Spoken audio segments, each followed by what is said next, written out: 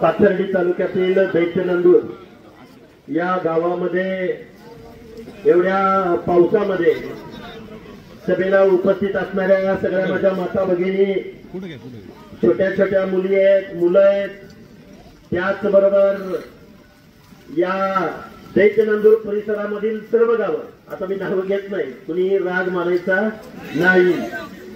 काय झालं, परवा त्या शृंगारवाडीच्या सभेला जाण्यासाठी माझी गाडी जात होती. काही मुलं मागच्या फाट्यावरती उभी राहिलेली होती आणि त्या मुलांना मला भेटायचं होतं, पण माझ्याही लक्षात आलं नाही की आतमध्ये दुकानाच्या समोर बसलेली होती आणि माझी गाडी पुढे आली.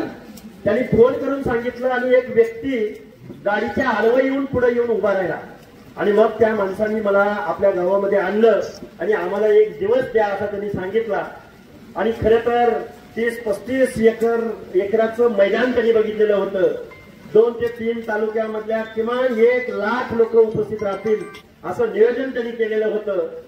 पण गेल्या 4-5 दिवसाच्या कालावधीमध्ये एवढा पाऊस पडला की ही गावं सगळी पाण्याखाली आहेत. या गावातले रस्ते पूल तुटून गेलेले आहेत आणि अशी आसमानी संकट या इथल्या शेतकऱ्यांवरती, या भागातल्या नागरिकांवरती आलेलं आहे याची आम्हाला कल्पना आहे. तरी पण आज आम्ही ओबीसीच्या आंदोलनासंदर्भात, मेळाव्यासंदर्भात आम्ही शब्द दिलेला होता आणि आम्ही आज इथं आलो आणि एवढ्या पड पावसामध्ये हे सगळे नागरिक इथं उपस्थित आहेत. खऱ्या अर्थानं गेल्या 2-4 दिवसामध्ये काय परिस्थिती घडते याची तुम्हाला सगळ्यांना कल्पना आहे. अगदी 5 ते 10 मिनिटांमध्ये मी माझं मनोगत व्यक्त करेन. तुम्ही पावसात भिजता आहात याची मला कल्पना आहे आणि तुम्ही पावसात भिजता आहात, पण भिजत असताना तुम्ही शेतकऱ्याची लेकरं आहात आणि बोलतोय 5 ते 10 मिनिटच बोलेन. पण मी तुम्हाला एवढंच सांगेन की आता येत असताना नगरला बायपास वरती आमच्या गाडीवरती हल्ला झाला आणि हा हल्ला झाल्यानंतर खरं तर माझ्या बरोबर पुढे पोलिसाची गाडी आहे, मागं पोलिसाची गाडी आहे, पोलिसांकडे वेपन आहे म्हणजे बंदुकी आहेत, तरी माणसं न घाबरता गाडीवरती हल्ला करतायत. यांना डिपार्टमेंटची भीती राहिलेली नाही. आता पुढचं जाऊन सांगतो, तो हल्ला झाल्यानंतर मनोज जरांगेंनी बाईट दिली की हा स्टंट करतायत, स्वतःच्याच गाडीवर स्वतः हल्ला करतायत आणि स्टंट करतायत. 5च मिनिटाने दळवी नावाच्या आंदोलकाला, म्हणजे ज्या माणसानं गाडीवरती हल्ला केला, भ्याड हल्ला केला, त्या माणसाला त्यांनी अटक केली. नवनाथ आबांच्या गाडीवरती पेट्रोल टाकून आग लावण्यात आली आणि परत म्हणला हा याच्या मेवण्यानं हल्ला केला. परत कोण आरोपी ते सगळ्या महाराष्ट्रानं बघितलं. आम्हाला सांगायचं एकच आहे, आम्ही संविधानाची भाषा बोलतोय, आमच्या ओबीसीच्या हक्क अधिकाराची भाषा बोलतोय. हक्क अधिकाराची भाषा बोलत असताना मी तुम्हाला एवढंच सांगेन, खरेखर महाराष्ट्राच्या मुख्यमंत्र्यांना आमची विनंती आहे, महाराष्ट्राच्या विरोधी पक्ष नेत्याच्या माणसांना आमची विनंती आहे, महाराष्ट्रामधल्या ओबीसीच्या नेत्यांना आमची विनंती आहे, प्रत्येक आमदार खासदारांना आमची विनंती आहे की आमचं आज रोजी ओबीसीचं आरक्षण गेलंय आणि तुम्ही बोलायला तयार नाही. आम्ही गावगाड्यातली पोरं, ओबीसीची पोरं, आम्ही बोलायला लागलोय तर आमच्यावरती हल्ले होत आहेत. मुख्यमंत्री महोदय, तुम्ही आमच्या ओबीसीच्या आरक्षणाचं संरक्षण केलं नाही. काय बोलतोय मी? आमच्या ओबीसीच्या आरक्षणाचं संरक्षण तुम्ही केलं नाही. हे जबाबदारीने मी ओबीसीला सांगतोय, ओबीसीच्या नेतृत्वाला सांगतोय, ओबीसीच्या आमदार खासदारांना सांगतोय की आपलं ओबीसीचं आरक्षण आज रोजी गेलंय आणि हे ओबीसीचं आरक्षण गेलंय म्हणून आम्ही आंदोलनं घेतोय, मेळावे घेतोय. माऊली, आतापर्यंत 9 हल्ले झालेले आहेत. बळीराम तात्या, आत्ताच हल्ला झाला, परवाच्या पवनकर बरोबरचा हल्ला झाला. तो जो नितीन जगताप नावाचा मुलगा आहे, यानं प्रवीण जगताप आणि नितीन जगताप, त्या नितीन जगतापनं 20 ऑगस्टला पोस्ट केली होती. आता काही माणसं म्हणतील त्या विजयसिंह पंडिताला काय जाऊ द्या, त्याच्यावर आता ते बोलू, पाऊस पडतोय, माझ्या माता भगिनी माझ्या समोर बसलेत. त्या विजयसिंह पंडिताला त्यानं पोस्ट केले की विजयसिंह पंडित मला तुम्ही काम देऊ नका, पण मला हाकेला ठोकायची एक संधी द्या. त्याच नितीन जगतापनं काल परवा पवन करवरचे दोन्ही हात मोडलेले आहेत, डोक्यामध्ये रॉडनं वार केलाय, त्याला टाके पडलेले आहेत. आजपर्यंत त्या आरोपींना अटक झालेली नाही. आणि आता माझ्या गाडीवरती हल्ला करून गाडीच्या काचा फोडल्या, माझ्या बरोबर असलेल्या 2 पोरांना मुक्का मार बसला. त्या आरोपीला पोलिसांनी अटक केली, पण त्याला सोडव म्हणून परत हे हरामखोर परत मनाला शिवी दिली. हे सगळी लोक त्या आता पोलीस स्टेशनला जमा झाले. मुख्यमंत्री महोदय, आम्हाला या महाराष्ट्रामध्ये जगायचा अधिकार आहे का? आम्ही या महाराष्ट्रामध्ये आम्हाला महामानव डॉक्टर बाबासाहेब आंबेडकर, महात्मा ज्योतिबा फुले, राजर्षी शाहू महाराज या महामानवांनी आम्हाला आरक्षण दिलंय. हे आरक्षण आज रोजी तुम्ही घालवलंय. आम्ही कोर्टात गेलोय, आम्ही रस्त्यावरची लढाई लढतोय. रस्त्यावरची लढाई लढत असताना ओबीसी बांधवांना माझं सांगणं, जातीपातीची लढाई लढायची ही वेळ नाही. आता तुम्हाला पातीच्या बाजूने उभं राहावं लागेल, ओबीसीच्या बाजूने उभं राहावं लागेल. नाहीतर माणसं म्हणतायत एका बाजूला धनगरांचं आरक्षण उभं राहिलंय, एका बाजूला बंजारा समाजाचं आंदोलन उभं राहिलंय, ओबीसी मधल्या वेगवेगळ्या हे बघा. अरे आमच्या लढाई आहे. ओबीसीचं आरक्षण आज रोजी ताटातलं आरक्षण कोणतरी काढून घेऊन जातोय. ताटातला घास, अंगावरचे कपडे तुमचे काढून कोणतरी घेऊन जातोय. अरे एका जातीचा मेळावा म्हणलं की लाखोची लोक जमा होतात, पण ओबीसीचा मेळावा म्हटलं पण ओबीसी एकवटलाय. ज्या हिंगोली जिल्ह्यामध्ये कळमनुरीला 1 लाखापेक्षा जास्त लोक जमा झाली. माझे गावगाड्यातल्या सगळ्या लोकांना हात जोडून कळकळीची विनंती आहे. आज तुम्ही दैत्य नांदूर मध्ये उपस्थित आहात. दैत्य नांदूर, अरे इथं राक्षसाची पूजा केली जाते. या महाराष्ट्रामध्ये देशामधलं हे गाव आहे की जिथं दैत्याची पूजा केली जाते. त्या दैत्याच्या, निंबा दैत्याच्या गावामध्ये मी आलोय.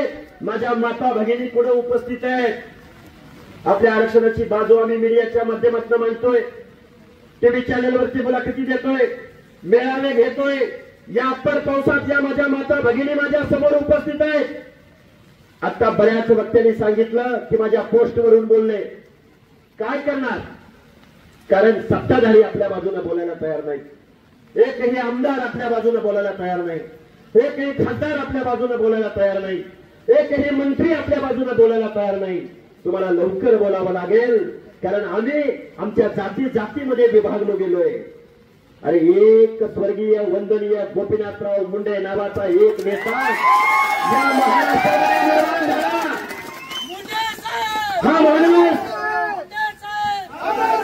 हा माणूस आज रोजी जर जिवंत असता तर या महाराष्ट्रामधल्या ओबीसीवरती ही वेळ आली नसते.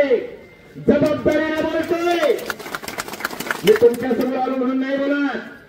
लोकनेता ज्या माणसाला म्हटलं गेलं लोकनेता, अरे एका बाजूला भगवान गडावरच्या ऊसतोड मजुराच्या खांद्यावरती हात ठेवावा आणि दुसऱ्या बाजूला छत्रपती शिवरायांचे वंशज उदयनराजे यांच्या खांद्यावरती हात ठेवावा. राजे मी तुम्हाला आमदार करतोय, राजे मी तुम्हाला मंत्री करतोय.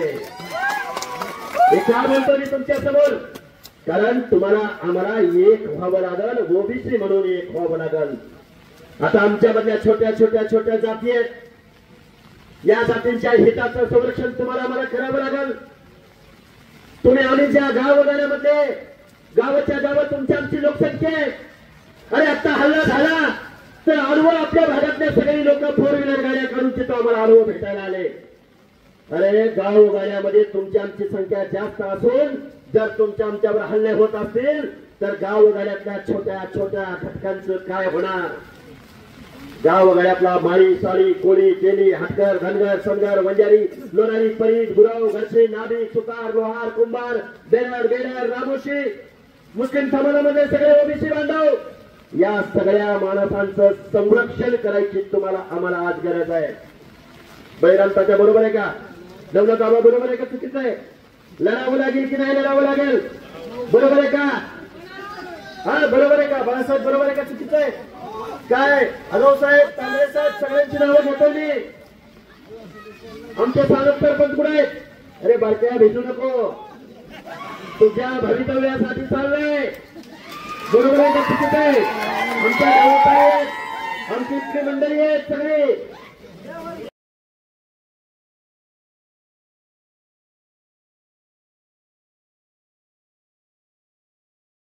सगळे अरे किती जणांची नावं घ्यायची? अरे या माझ्या माता भगिनीचं पावसात भिजतायत. सुनील ढाकणे साहेब, चालक साहेब कुठे आहेत? सगळी मंडळी. आता बघा नाव उघडे साहेब, नाव घेतलं नाही म्हणताल. आमचे ठकाजी कोळेकर कुठे आहेत? बटोले मामा, आमचे दुसरे सुशील कोळेकर. आता हे बघा नावं यांची घेतली आणि यांची नाही घेतली असं केरकर साहेब अजिबात मनात मानायचं नाही. गाव वगैरेच्या 18 पगड जातीची लढाई आपल्याला उभी करायची आहे. ओबीसीची लढाई आपल्याला उभी करायची आहे. आता काही होतं कमी जास्त 19-20 तेवढं बाबा. अरे तुम्ही आम्ही गाव वगैरेतली शेतकऱ्याची पोरं, तुम्ही आम्ही गाव वगैरेतली मेंढपाळीचा व्यवसाय करणारी पोरं, तुम्ही आम्ही गाव वगैरेतली ऊसतोड मजूर ऊसतोडी करणारी पोरं. अरे आमच्या माता भगिनीने जर काष्टा घातला आणि हातामध्ये जर कोयता घेतला नाही, माणसं नाही मारायची. आसमानी आणि सुलतानी संकटावरती मात करायची. जबाबदारीने बोललं पाहिजे. कारण लगेच म्हणतील बघा आपण काय बोललं लपडं आणि यांनी काय बोललं प्रेम. अरे चाललंय काय नक्की या महाराष्ट्रामध्ये? आता मी आलोय नगर जिल्ह्यामध्ये, नगर जिल्ह्यामध्ये आलोय. तुम्ही कुणाला खासदार म्हणून निवडून दिलं? कोण? आता लंके. आणि त्याच्या अगोदर कोण? विखे पाटील, विखे राधाकृष्ण विखे. बरोबर आहे का? काय केलं सांगू का त्यांनी? विखे पाटलांनी केलं असं, एका उपसमितीचं अध्यक्ष विखे पाटलांना केलं. विखे पाटील तुमची 5वी पिढी राजकारणात. कारखाने तुमचं, दूध संस्था तुमच्या, आमदारक्या तुमच्याकडं, खासदारक्या तुमच्याकडं, शिक्षण संस्था तुमच्याकडं, ऊसाची शेती तुमच्याकडं, वायनरी तुमच्याकडं, नोकरदार तुमच्याकडं. आणि तुम्ही काय केलं? ओबीसीचं आरक्षण संपवलं आणि मराठा समाजाला ओबीसी समाजाच्या आरक्षणामध्ये आणून घुसवलं. अरे गाव वगैरेमधला माझा डोंगराच्या कुशीला काम करणारा, बलुत्याचं आलुत्याचं काम करणारा विमुक्त जातीमधला माणूस. अरे या माणसांचं होणार काय? अरे विखे पाटील या महाराष्ट्रामध्ये राज्यकर्ती जमात म्हणून, या महाराष्ट्राचं मुख्यमंत्री पद, या महाराष्ट्राच्या आमदारच्या खासदारच्या 200 कारखाने तुमच्या नावावर. अजितदादा पवार, सुप्रिया सुळे, शरदचंद्रजी पवार. आणि मराठा समाज जर ओबीसी मध्ये सामील झाला तर गाव वगैरेतल्या ओबीसीच्या जाती तुमच्या स्पर्धेमध्ये टिकतील का? तुमचं आमचं एखादं पोरग शिक्षक होईल, डॉक्टर होईल, नोकरीला जाईल. अरे तुमच्या आमच्या एखाद्या माता भगिनीनं आपलं लेकरू कलेक्टर व्हायचं स्वप्न बघितलं तर ह्या राज्यकर्त्या लोकांच्या स्पर्धेमध्ये तुमचं लेकरू टिकेल का? काल परवा सुप्रिया सुळे बोलल्या, अजितदादा पवार बोलले की आर्थिक परिस्थितीवरती म्हणे आरक्षण द्या. त्या कर्जत जामखेडमध्ये फासे पारद्याची एक माता भगिनी काल परवा मरण पावली. आणि त्या माता भगिनीला अंत्यसंस्कार करायला जागा त्या कर्जत जामखेड मधल्या लोकांनी दिली नाही. सुप्रियाताई सुळे उत्कृष्ट संसदपटू, अजितदादा पवार उपमुख्यमंत्री आणि रोहित दादा पवार शरद पवारांचा लाडका नातू. तुम्ही म्हणता आर्थिक बेसवर आरक्षण द्या, आणि त्या पारद्याच्या माझ्या माता भगिनीला अंत्यसंस्कार करायला जागा मिळाली नाही. ती गरीब होती म्हणून नाही, तर ती फासा पारद्याची होती म्हणून तुम्ही तिला अंत्यसंस्कार करू दिले नाही. आमचा एक जाधव नावाचा कार्यकर्ता ते प्रेत घेऊन तहसील कार्यालयाच्या समोर येऊन बसला. पुरोगामी महाराष्ट्र, फुले शाहू आंबेडकरांचा महाराष्ट्र, एका प्रेताला अंत्यसंस्कार करायला जागा मिळाली नाही, कारण त्याची जात फासे पडद्याची होती. म्हणून आता मी तुमच्या समोर एवढं बोलतोय, आतडी तुटस्तर बोलतोय. माझ्या माता भगिनींना सांगणे, आपल्या लेकीला शिकवायचं किंवा संघर्ष करायला शिकवायचं. अरे तुम्ही आम्ही तुमच्या आमच्या बाप दाद्यांनी या माणसांना आमदार केलं, खासदार केलं, वतनदार केलं, जागीरदार केलं. त्याच माणसाने तुमचं आमचं आरक्षण संपवलंय. आता एवढा बळ पाऊस पडतोय, खूप काही बोलता येण्यासारखं आहे. पण मी एक प्रश्न तुमच्या समोर उपस्थित करणार आहे. आमच्या पवनकर बरोबर हल्ला झाला, नवनाथ बाबांची गाडी पेटवली, आमच्या बैराम तात्याला रोज शिव्या आणि रोज धमक्या येत आहेत. आमचे बजरंगी सानप, आमचे सुनील ढाकणेंवरती केसेस दाखल आहेत, खोटे केसेस. 70 लोकांची यादी आहे. 2 लोकांना मारून झालंय, अजून 70 लोकांना मारलं जाणार आहे. छत्रपती शिवाजी महाराजांच्या स्वराज्यामध्ये जीवाची कुर्बानी करणारे आम्ही बलुतेदार अलुतेदार ओबीसी बांधव होतो. मुख्यमंत्री महोदय, तुम्ही आमचं आरक्षण संपवलंय. आज रोजी हा ओबीसी शांत आहे, हा ओबीसी विखुरलेला आहे. बाळासाहेब, आपल्याला ह्या सगळ्या जात समूहांना एकत्र आणावं लागेल. आणि एका जातीचा मोर्चा जालन्यामध्ये निघाला तर जरांगेला मोर्चा खुरखुऱ्या. आणि तुझी कुठली जात आणि किती टक्के, आणि एक जात रस्त्यावर उतरली तर लाखोंचा जनसागर होता. आणि गावगाड्यातला ओबीसी एकत्र आला तर रस्ता मिळायचा नाही, रस्ता. आज रोजी गरज आहे कुणाची? आज रोजी गरज आहे वंदनीय गोपीनाथराव मुंडे सारख्या लोकनेत्याची. काय चुकीचं बोललो? आज रोजी गरज आहे सर्व माणसांच्या मनामध्ये, अरे माझा नेता आहे, अरे माझा माणूस आहे. गोपीनाथराव मुंडेंना एक प्रश्न कोळेकर साहेब विचारला गेला, अरे काय तुम्ही देशाचं नेतृत्व करताय, तुम्ही काय दिलं या लोकांना? आजही ही लोक उत्तराला जातात. त्यावेळी गोपीनाथराव मुंडे बोलले की या महाराष्ट्रामधल्या सर्वसामान्य माणसांना मी जर काही देऊ शकलो नसेल तर मी एक गोष्ट दिली, स्वाभिमान, यज्ञाची ताकद. आता काय बोलावं, किती बोलावं? तुम्ही आम्ही माणसं, गावगाड्यातली माणसं आहोत. तुम्ही आम्ही पुण्यश्लोक अहिल्यादेवी होळकर, संत भगवान बाबा, संत सेवालाल, महात्मा ज्योतिराव फुले, डॉक्टर बाबासाहेब आंबेडकर, राजर्षी शाहू राजा, संत गाडगे बाबा, सेनानामी, जीवा महाले, शिवाकाशित, हर एक माणसांची प्रेरणा डोळ्यासमोर ठेवूया आणि या महाराष्ट्रामधल्या ओबीसीची एकजूट करूया. आणि पर पावसामध्ये मी एक तुम्हाला माता भगिनींना एक सवाल करणार आहे. तुम्ही जर होय म्हणाला, आता परत म्हणाल हा स्टंटबाजी करतोय, परत म्हणाल लक्ष्मण हाते स्टंटबाजी करतोय. माऊली, आबा, तात्या, अजून सगळी मंडळी माझ्या मागे उभी राहिलेल्या सगळ्या लोकांना, तांगळे साहेब, अरुण भाऊ, मुंडे साहेब, अरे आपण कुणा कुणाची नावं घेऊ? हे बघा, आजपासून लढायचं करायचे ठरवा. आपण जर लढलो तर आपण वाचलो, आपण जर एक झालो तर तुम्हाला आम्हाला हक्क अधिकार मिळतील. आणि तुम्ही आम्ही जर एक नाही झालो, नाही लढलो तर आपल्याला परत गुलामीत जावं लागेल. काय करायचे ते ठरवा, काय करायचे ते ठरवा. आणि एकच तुम्हाला बाबासाहेबांचा एकच मंत्र सांगेन, आपल्याला जो त्यांनी मताचा अधिकार दिलाय, या राज्यकर्त्या लोकांना एकच गोष्ट समजते, तुम्ही जर एकत्र आला, या राज्यकर्त्या लोकांना मताची भाषा शिकवायची, ओबीसी म्हणून एक व्हायचं, दीनदलित बांधवांना एकत्र करायचं. अरे आज ओबीसीचं आरक्षण गेलंय, उद्या दीनदलितांचा अट्रॉसिटी कायदा रद्द होणार आहे, उद्या एससी एसटीचं आरक्षण जाणार आहे. अजित दादा पवार आणि एससी एसटीला निधी दिला नाही, महाज्योतीला निधी दिला नाही. तुम्हाला एखादं वसतिगृह बांधलं नाही, तुम्हाला एखादा कारखाना दिला नाही, तुम्हाला आम्हाला एखादा चिनी प्लांट दिला नाही, सूतगिरणी दिली नाही. पवारांनी पावणे रावणे बघितले, स्वतःची जात बघितली.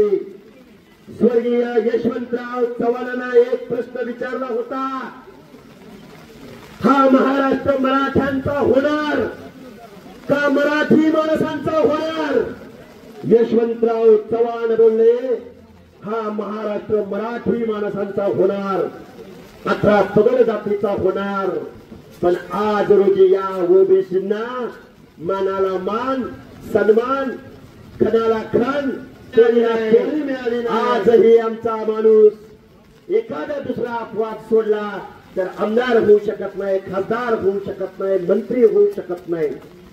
आणि जे कोणी झाले ते पक्षाचा घे झेंडा, लाव दंडा, उचल चटाई, जे हुजूर. अरे आज रोजी तुमचं ओबीसीचं आरक्षण गेलंय, तुम्ही जर नाही बोलला. आणि आता ओबीसी बांधवांना आणि ओबीसी नेत्यांना पण माझी विनंती आहे, तुम्ही बोललं पाहिजे. घरी पाठवायचं तुम्ही. हे बघा आता पाऊस पडतोय, माझ्या समोर माता भगिनी आहेत, माझं एकच विनंती, लढायचं ना. ही लढाई चालू ठेवायची का? ही लढाई चालू ठेवायची का?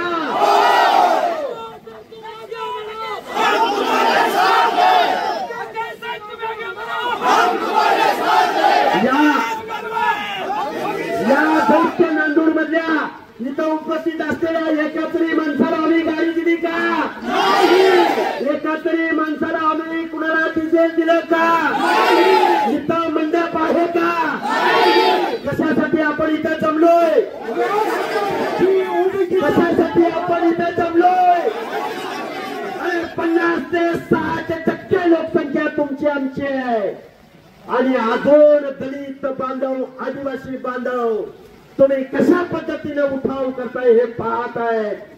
60 ते 70% लोकांना एकत्र करू आणि तुमचं आमचं आरक्षण वाचवू, संविधान वाचवू, हक्काधिकार वाचवू आणि स्वतःचा अभिमान वाचवू, एवढा आशावाद मी तुमच्या समोर व्यक्त करतो.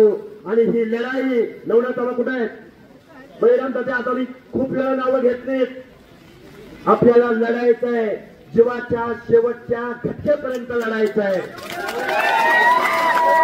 शेवटच्या रक्ताच्या शेवटच्या थेंबापर्यंत लढायचं आहे. अमर रहे, अमर रहे. आणि इथून पुढे एकच पर्व, एकच पर्व, एकच पर्व, एकच पर्व, एकच पर्व, एकच पर्व, एकच पर्व.